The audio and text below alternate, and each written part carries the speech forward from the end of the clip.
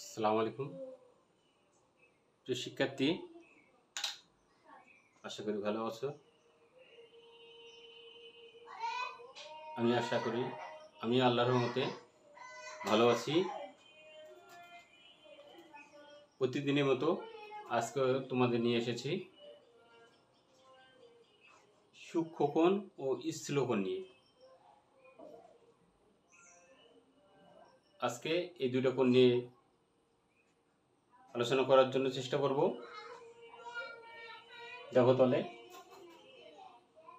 সূক্ষ্মকোণ কি লিখছি দেখো, 90 ডিগ্রি অপেক্ষা ছোট কোণকে সূক্ষ্মকোণ বলে। খুব ইজি, 90 ডিগ্রি অপেক্ষা ছোট কোণকে সূক্ষ্মকোণ বলে। আমি একটা 90 ডিগ্রি কোণ অঙ্কন করি আগে।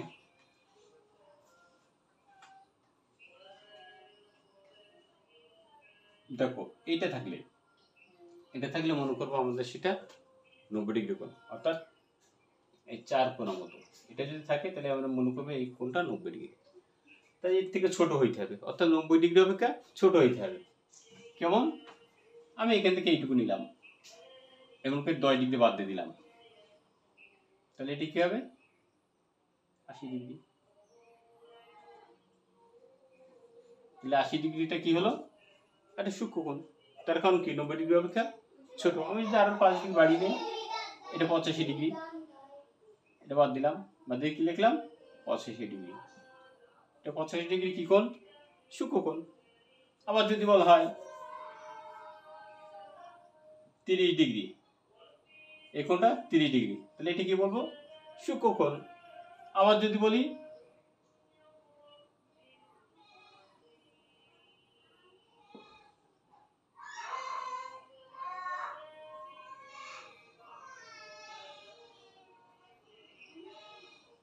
কত? 90 ডিগ্রি কোণ, কি এটা? সূক্ষ্মকোণ। অর্থাৎ আমার যে কোণ 90 ডিগ্রি অপেক্ষা ছোট সেটাকে আমরা কি বলবো? সূক্ষ্মকোণ। আশা করি বুঝতে পারছো। এবার আলোচনা করবো স্থূলকোণ। স্থূলকোণ কি? 90 ডিগ্রি অপেক্ষা বড় এবং 180 ডিগ্রি অপেক্ষা ছোট কোণকে স্থূলকোণ বলে। 90 ডিগ্রি অপেক্ষা বড়, দেখো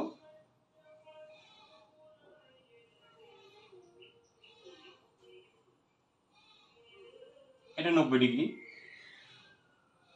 তার থেকে বড় নেব, একটু বাড়িয়ে নিলাম,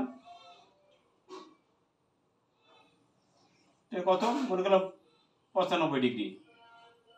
এই 95 ডিগ্রি কি হবে? স্থূলকোণ। তার এখন 90 ডিগ্রি অপেক্ষা বড়। আবার মনে করলাম আরো বাড়িয়ে নিলাম, 150 ডিগ্রি। 150 ডিগ্রি কি? স্থূলকোণ। তার কোনো 150 ডিগ্রি হচ্ছে 180 ডিগ্রি থেকে ছোট। এইভাবে আমি বাড়াইতে একসময় কি করব? এমন নিয়ে ফেলবো, মনে করো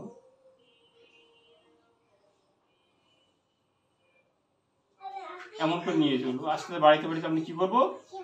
এই মনে করলাম যে 179 ডিগ্রি, তাহলে 179 ডিগ্রি কি হবে? স্থূলকোণ।